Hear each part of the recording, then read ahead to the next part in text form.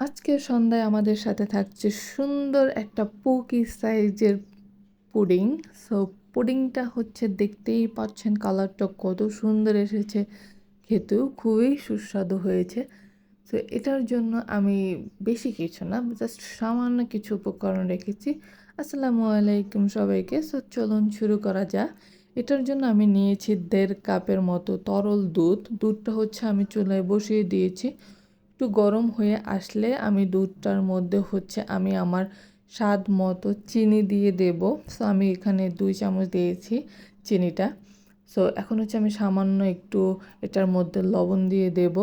লবণ দেওয়া হয়ে গেলে আমি হচ্ছে 2টা দারুচিনি দিয়ে দেব। এটা দেওয়ার কারণ হচ্ছে এতে হচ্ছে পুডিংটার ফ্লেভারটা খুবই সুন্দর আসে। সো এই জন্য হচ্ছে আমি এটা দিয়ে দিয়েছি। এখন দুধটা বলকানো পর্যন্ত অপেক্ষা করব। যখন দুধটা বলকাবে সুন্দর মতো করে, তখন হচ্ছে আমি দুধটাকে চুলা থেকে নামিয়ে নেব।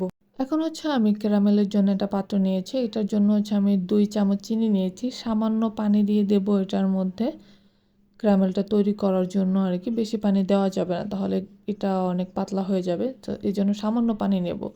তো এখন হচ্ছে আমি অনবরত এটাকে নাড়তেই থাকবো, কারণ এটা যাতে লেগে না যায় আর দানা দানা না থাকে। সো এই যে যখন এরকম হবে, এখন হচ্ছে ভালোভাবে নাড়তে হবে যাতে পুড়ে না যায়। পুড়ে গেলে হচ্ছে একটু সমস্যা আছে, তাহলে তেতো লাগবে। সো এর জন্য ক্যারামেলটাকে সুন্দর করে যখন এই কালার, যে পাত্রে পুডিংটা বসাবো ওই পাত্রে আমি হচ্ছে ক্যারামেলটা ঢেলে নেব। এখন হচ্ছে ঢালার পর হচ্ছে এটাকে আমি সুন্দরভাবে চারোধারে সুন্দর করে নেড়ে চেড়ে সেট করে নেব, যাতে এক জায়গায় পড়লো আরেক জায়গায় হলো না, এরকম না হয়। যার জন্য হচ্ছে এখন আমি এটাকে ঠান্ডা হওয়ার জন্য রেখে দিয়েছি। এটার জন্য আমি 2টা ডিম নিয়েছি পুডিংটার জন্য। তো এটা হচ্ছে আমি কাঁটা চামচের সাহায্যে ফেটে নেব। এখন ফেটে নেওয়া হয়ে গেলে হচ্ছে এটার মধ্যে এরকম করে তারপর হচ্ছে এটার মধ্যে আমি দুধ দিয়ে দেব।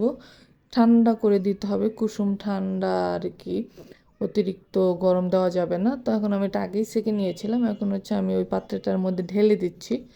পুরো দুধটা ঢেলে দেওয়ার পর এখন হচ্ছে আমি এটা দেখতে পাচ্ছেন, এখন হচ্ছে আমি চুলায় বসিয়ে দিয়েছি।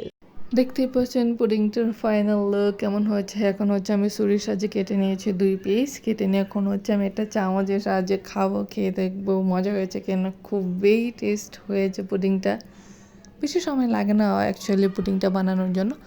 অবশ্যই আমার ভিডিওটা ভালো লাগলে লাইক, কমেন্ট এবং সাবস্ক্রাইব করতে ভুলবেন না। আসসালামু আলাইকুম সবাইকে।